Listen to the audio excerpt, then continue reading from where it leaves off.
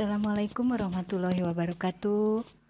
Alhamdulillah bisa bertemu kembali dalam pelajaran sosiologi bab hubungan sosial. Berbicara hubungan sosial atau interaksi sosial, ini adalah bagian dari realitas sosial yang kemarin kita bahas ya. Nah, pada kesempatan kali ini yang akan kita pelajari khusus untuk bab hubungan sosial atau interaksi sosial. Nah, apa saja yang akan dipelajari dalam bab ini adalah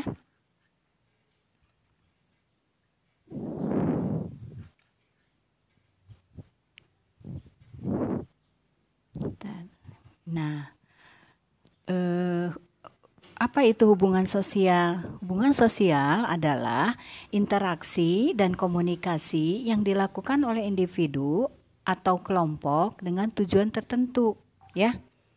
Oke.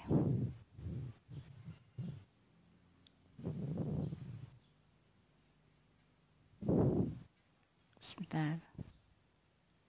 Nah, coba perhatikan ya gambar berikut ini. Kalian kelihatan nggak? Nah, di sini ada beberapa aktivitas yang dilakukan oleh warga masyarakat ya. Di sini ada yang mau mudik ya, ada yang di sini sedang mau merayakan syukuran atau apa ya, prosesi apa gitu ya. Nah, ini pada dasarnya dalam gambar tersebut itu mereka sedang melakukan hubungan sosial atau interaksi sosial ya. Oke, berikutnya. Nah, ini juga apa sajakah yang sedang mereka lakukan? Nah, di situ ada yang sedang menyembelih hewan ya, itu mungkin sedang perayaan Idul Adha seperti yang sudah kita lakukan beberapa minggu ke belakang ya. Kita melakukan perayaan Hari Raya Idul Adha. Nah, itu merupakan salah satu contoh bahwa mereka sedang melakukan hubungan sosial. Artinya bahwa mereka bersama-sama ya mengerjakan sesuatu demi untuk mencapai tujuan yang diharapkan. Ya. Oke. Nah, apa saja di dalam bab ini yang akan kita pelajari? Nah, ya. Oke, di sini ada apa itu definisi hubungan sosial atau interaksi sosial menurut Kamus Besar Bahasa Indonesia ya, KBBI. Nah, di sini didefinisikan interaksi sosial sebagai hal yang saling melakukan aksi, berhubungan atau saling mempengaruhi ya. Dengan demikian, interaksi sosial adalah hubungan timbal balik atau timbal balik berupa aksi yang saling mempengaruhi antara individu dengan individu atau antara individu dengan kelompok atau kelompok dengan kelompok ya. Karena dalam interaksi itu tidak selalu personal dengan personal, bisa saja personal dengan kelompoknya atau kelompok dengan kelompoknya. Oke, berikutnya.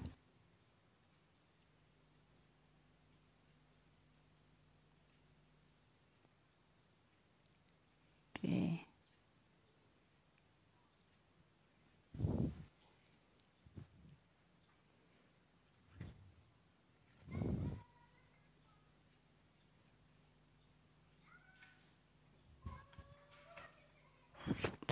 Nah, di sini ada definisi menurut Jilin and Jilin ya. Nah, Jilin and Jilin ini mengartikan bahwa interaksi sosial sebagai hubungan-hubungan sosial yang menyangkut hubungan baik antar individu atau hubungan antar individu dengan kelompok maupun antar kelompok ya. Hampir sama ya definisinya seperti tadi yang disampaikan dalam KBBI. Oke, ini ada beberapa ahli juga sih sebetulnya yang mendefinisikan interaksi sosial ini ya. Nanti bisa kalian cari juga dari ahli yang lainnya. Oke, berikutnya setelah definisi.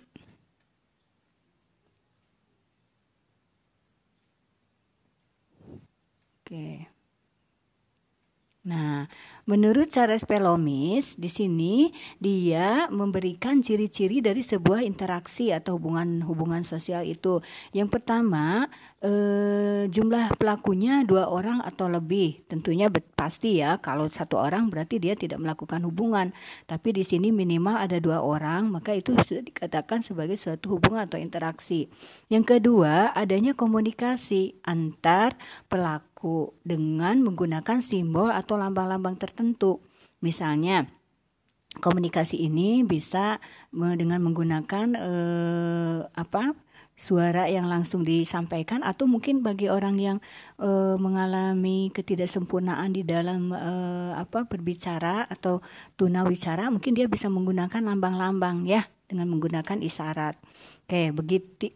Ciri ketiga adanya suatu dimensi waktu yang meliputi dimensi masa lalu, masa kini, dan masa yang akan datang ya, past tense, future, dan continuous gitu ya. Jadi artinya bahwa di dalam interaksi itu ada dilihat dari dimensi waktunya gitu ya. Yang keempat, ciri dari yang keempat itu adalah adanya tujuan yang sedang dicapai. Ya pasti tentunya ya, setiap hubungan atau interaksi kita memiliki tujuan. Misalnya kalian datang ke rumah teman kalian ya. Misalnya apa tujuannya? Mau pinjam buku atau mau mengerjakan tugas bersama. Nah, jadi keempat ciri ini ada di dalam ciri sebuah interaksi atau hubungan. Oke ya. Itu menurut Charles Pellomes, ciri-ciri sebuah interaksi. Berikutnya. Oke.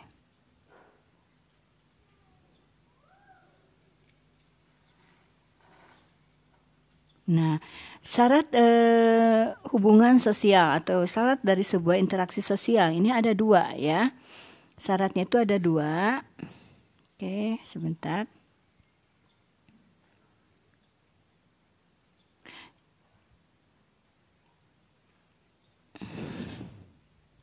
Pertama, syarat pertama adalah adanya kontak ya.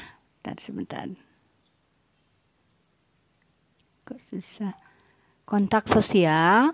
Yang kedua adalah komunikasi gitu ya. Nah, seperti ini ya. Syarat hubungan sosial atau sebuah interaksi sosial harus ada kontak sosial dan komunikasi. Itu adalah syarat yang mutlak bahwa adanya suatu hubungan sosial atau interaksi sosial. Oke, berikutnya.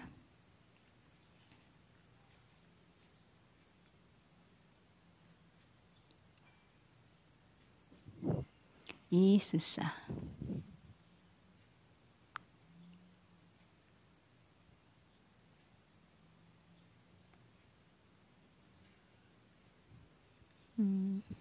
Nah, apa itu kontak sosial? Kontak sosial itu berasal dari kata dari bahasa Inggris yaitu contacts. Dari bahasa lain kon dan atau cum yang artinya bersama-sama, dan tangere yang artinya menyentuh. Jadi kontak berarti sama-sama menyentuh ya. Jadi kontak sosial itu tidak selalu melainkan tidak selalu melakukan interaksi atau hubungan fisik, karena orang dapat melakukan kontak sosial itu dengan tidak menyentuh. Artinya misalnya menggunakan media, bisa menggunakan HP, bisa menggunakan telepon, atau dengan media sosial gitu ya. Walaupun tidak langsung, tapi mereka sedang mengadakan interaksi. Cuma interaksinya mungkin yang sekunder gitu ya, bukan yang primer. Oke, itu kontak sosial. Yang kedua, komunikasi ya.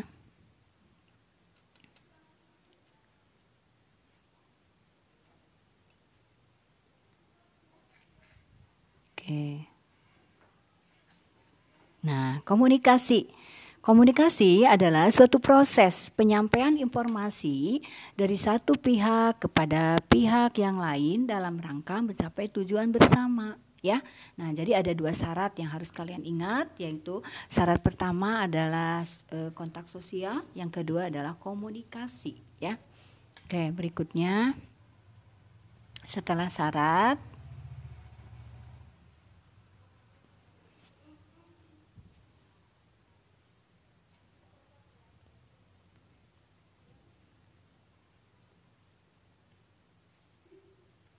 Oke.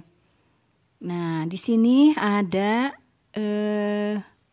proses terjadinya komunikasi ya.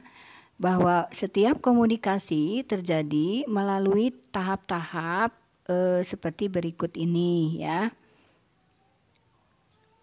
Di sini ada pertama ada lima unsur lah ya di sini ya, tahap atau unsur-unsur yang terjadi dalam sebuah komunikasi gitu ya. Yang pertama komunikator.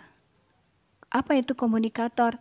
Komunikator itu baik individu maupun kelompok ya yang akan melakukan komunikasi. Itu orangnya, subjeknya ya. Oke, setelah itu dia akan memberikan pesan atau disebut message ya, pesan. Nah, pesan yang disampaikan itu melalui suatu media gitu ya. Nah, untuk melalui media terus disampaikan kepada komunikan. Nah, komunikan ini apa? Yaitu individu atau kelompok juga yang menerima pesan. Ya, misalnya, terus ada feedbacknya. Feedback itu timbal baliknya seperti apa? Misalnya contohnya nih ya, ibu di sini sebagai komunikator, yaitu ibu individu ya di sini sendiri menyampaikan pesan atau di sini dalam hal ini menyampaikan materi ya, materi berkaitan dengan bab hubungan sosial melalui medianya melalui video ini gitu ya. Nah, disampaikan kepada komunikannya siapa? Yaitu adalah kalian ya. Kalian yang sedang mendengarkan, kalian di sini adalah siswa yang sedang mendengarkan penuturan, pemaparan materi tentang bab sosial yang sedang Ibu sampaikan. Nah, nanti feedbacknya sama kalian diterima. Apakah penyampaian Ibu ini bisa dipahami atau justru sebaliknya tidak bisa dipahami gitu. Itu feedback ya. Nah, itu adalah alur atau unsur-unsur yang ada dalam sebuah komunikasi. Jadi ada komunikator, ada pesan atau message, ada media, ada komunikan, dan terakhir ada feedback ya.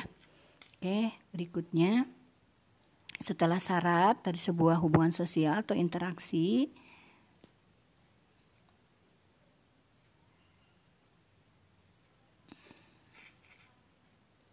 ya itu ya proses komunikasi. Nah, ada 3 faktor yang mempengaruhi hubungan sosial gitu ya.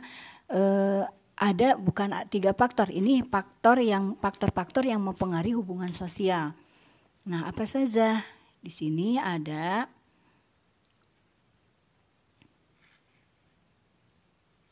ya. Pertama adanya imitasi ya.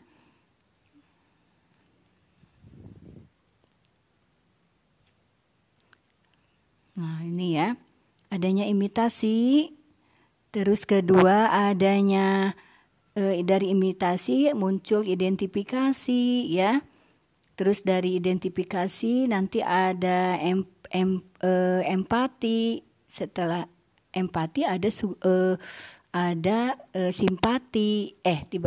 Kebalik ya. Jadi ada imitasi, ada identifikasi, terus ada simpati, baru ada empati.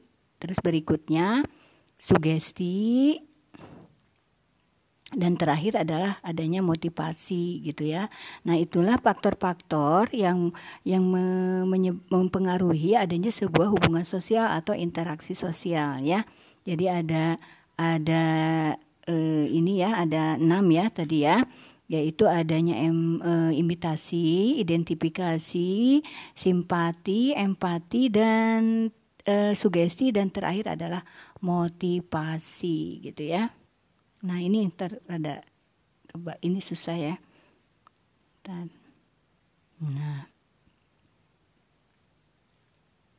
oke. Nah, seperti ini ya. Jadi ada 6 ya, perhatikan. Oke. Berikutnya adalah setelah faktor yang mempengaruhi hubungan sosial atau interaksi sosial, di sini ada berikutnya. Oke. Bentuk-bentuk dari interaksi sosial atau proses, sebetulnya ada yang mengatakan proses, ada juga yang menyebutkan ini bentuk-bentuk. Jadi dalam bentuk atau proses interaksi sosial atau hubungan sosial itu ada 2. Yang pertama ada interaksi sosial yang asosiatif, dan ada yang kedua interaksi sosial disosiatif. Nah, ini berbeda tentunya ya.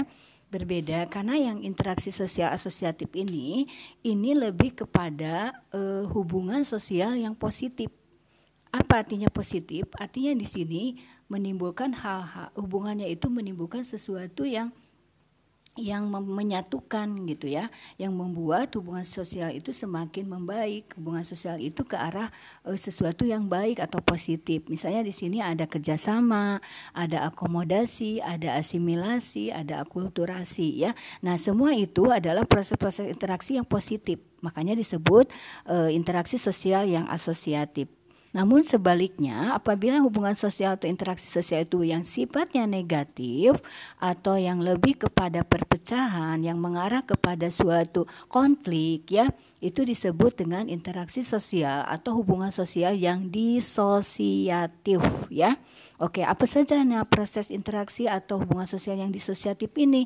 Yaitu meliputi adanya persaingan, kontravensi, dan berikutnya mengarah kepada sebuah konflik. Bahkan nanti dari konflik itu bisa arahnya kepada kekerasan. Nah itu nanti di bab konflik ada bab khususnya, yaitu nanti ada dipelajari di kelas 11 ya.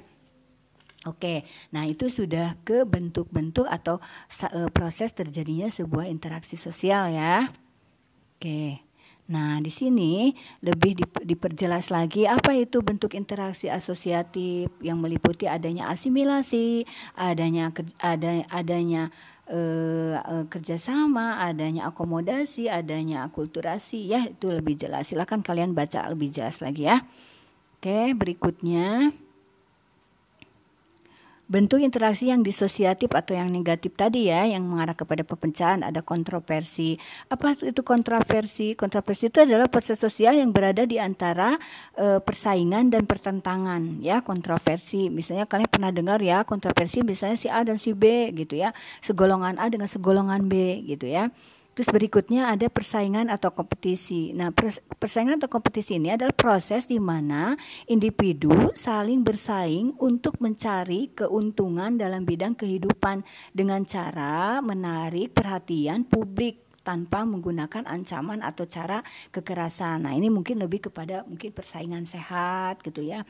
Bisa kompetisi sehat, misalnya kalian di kelas saling bersaing untuk merebutkan prestasi gitu ya, untuk merebutkan peringkat atau ranking. Mereka kan bersaing, tapi bersaingnya secara sehat, tidak melakukan suatu hal-hal yang sifatnya negatif gitu ya, atau kekerasan. Nah, itu adalah kompetisi atau persaingan, atau persaingan dalam mendapatkan kursi di perguruan tinggi negeri gitu kan. Mereka sama-sama bersaing, mereka sama-sama melakukan suatu usaha atau tes atau melakukan cara apapun untuk mendapatkan bagaimana mereka bisa diterima di perguruan tinggi negeri ya. Berikutnya di sini ada bentuk interaksi yang disosiatif, yaitu tentang pertentangan atau konflik ya, yaitu di mana pertentangan atau konflik itu adalah proses sosial di mana individu atau kelompok berusaha untuk memenuhi tujuannya dengan cara menentang pihak yang lain, pihak lawan atau pihak yang menjadi lawannya ya, pesaingnya, dengan menggunakan ancaman atau kekerasan. Jadi lebih ke sifat pertentangan yang sangat sangat membahayakan gitu ya, konflik ini, karena di sini saling melawan, saling melakukan ancaman, menentang lawannya gitu ya.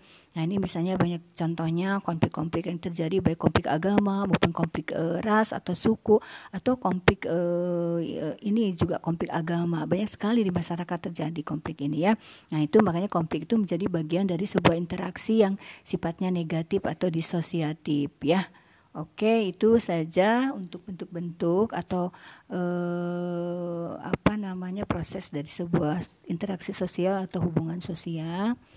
Nah, berikutnya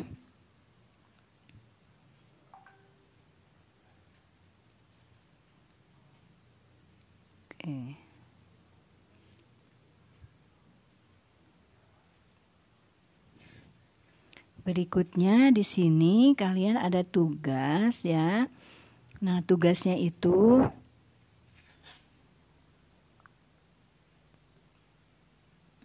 kalian cukup tugasnya hanya kalian semua rangkum ya materinya. Terus yang keduanya, kalian itu menjelaskan dari yang tadi faktor yang mempengaruhi interaksi. Tadi kan Ibu belum berikan penjelasan ya secara detailnya ya. Nah, kalian coba tugasnya itu adalah menjelaskan empat faktor yang mempengaruhi interaksi ya. Yang tadi ada imitasi, ada identifikasi, ada simpati, empati, sugesti dan motivasi. Kalian jelaskan ya, dan berikut mencari contohnya ya. Nah, oke. Itu barangkali tugas kalian yang pertama, dan yang keduanya itu yang tadi ya, menjelaskan. Oke, itu saja materi yang Ibu sampaikan di pagi hari ini tentang bab hubungan sosial ya. Oke. Ini referensinya. Nanti kalian bisa cari referensi yang lain ya. Di referensi yang lain, di buku-buku, atau mungkin kalian bisa googling untuk mengerjakan tugasnya. Oke, nah ini ada ya. Dari buku sosiologi, Janu Mardianto. Boleh bebas ya kalau referensi. Oke. Sini ada Lustiono juga. Bisa kalian juga buka cari di buku perpustakaan ya, yang dari pemerintah itu boleh, atau yang bisa kalian buka di buku yang pernah Ibu share, yang pernah Ibu kasihkan di Google Classroom ya. Yang pertama kali pertemuan Ibu kan share buku sosiologi ya kelas 10. Nah, itu di situ kalian bisa mencari, ada ya. Ada contoh, ada bukunya lengkap, materinya lengkap ya. Oke, itu saja pertemuan pada pagi hari ini. Terima kasih atas perhatiannya ya. Semoga kalian tetap semangat mengerjakannya ya. Terima kasih. Assalamualaikum warahmatullahi wabarakatuh.